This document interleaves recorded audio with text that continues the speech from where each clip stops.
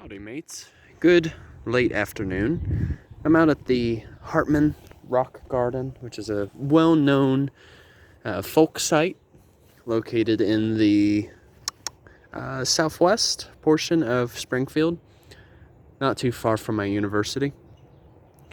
But to explain a little bit of the backstory, this area, or this home, was owned by a one Ben Hartman, and he lived basically during the Depression era, and he worked as a molder.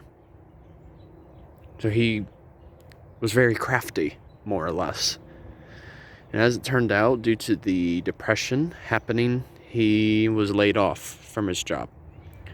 And since he was not enjoying the sedentary lifestyle, he decided to make this pool right here. And ever since then, he started making all of these structures with all these different types of rocks. And what's neat about what Mr. Hartman performed was all of these structures symbolize something that he highly valued. So take, for instance, right here, the ricohsports sporting goods. This represented a sporting shop that he commonly went to all the time, which was in like the downtown area of Springfield. In here, he is depicting a cathedral, and as a matter of fact, that may look familiar to you. The Last Supper by a one Leonardo da Vinci. Yeah, I would have really liked meeting da Vinci. He was definitely ahead of his time. Here, can you guess what that is? You can say in the comments if you want, but this was George Washington's estate, and it still exists to this day. And I've actually had the honor of going there about 7 or so years ago. Beautiful, beautiful home. Just because of the architecture and just the sheer history that lies in the building. Here represents a bit of Valley Forge, which is a very prominent location during the Revolutionary War.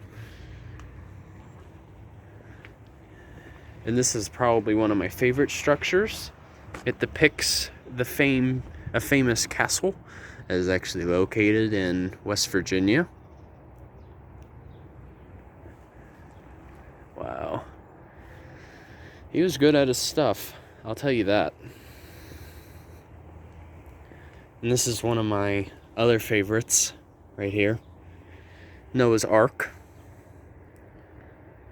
So you can see he has a lot of Christian-like structures, and that's because he was a very devout Christian.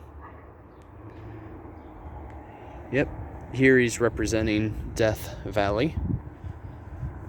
Wow, look at that. That's some marble right there. Alright, so we're gonna keep taking a little tour. Alright, so right here, as a matter of fact, you may be thinking, is this made out of wood? No, this is completely concrete. And it was actually one of the first concrete fences built in the state, as a matter of fact. So, my word of advice, please don't run your car over this, or you'll really wind up damaging your car majorly. It's actually pretty smart, honestly, because that provides a better protection from preventing all of these structures from being destroyed. And here we go.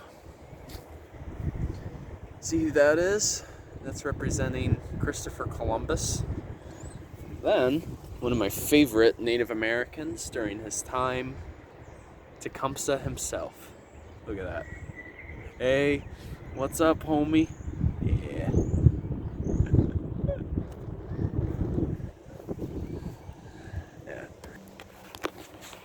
here it represents the tree of life. This symbol is still used, as a matter of fact, in the United States.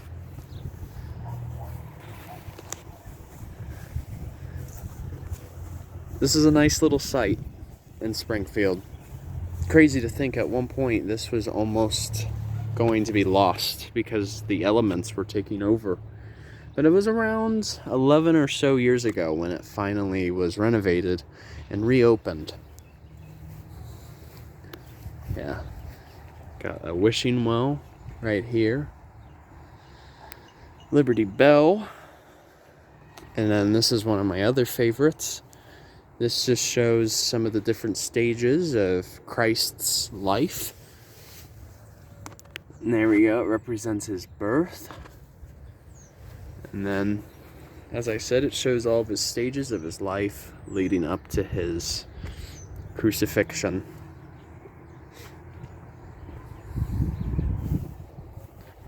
Yeah. Quite amazing. I think I would have really liked meeting someone like him. Someone who had a certain craft. Because me, personally, when it comes to any form of art, I really enjoy dealing with structural type of work. So, for instance, it can involve these rocks, or in the past, I've done woodworking too.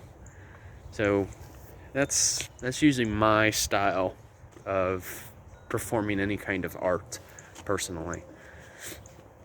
But yeah, and here, as a matter of fact, kind of tells you more about the history of the rock garden.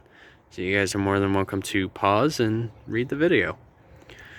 So you may be thinking, what's really the point of this video? Well, I want to promote this particular location so that it becomes more well known. And as another fact too, this is an example of what it's like to actually be dedicated to a craft. When you're dedicated to something and you love doing it, that's when it doesn't really feel like work. That's when it feels fun and more accomplishments are made.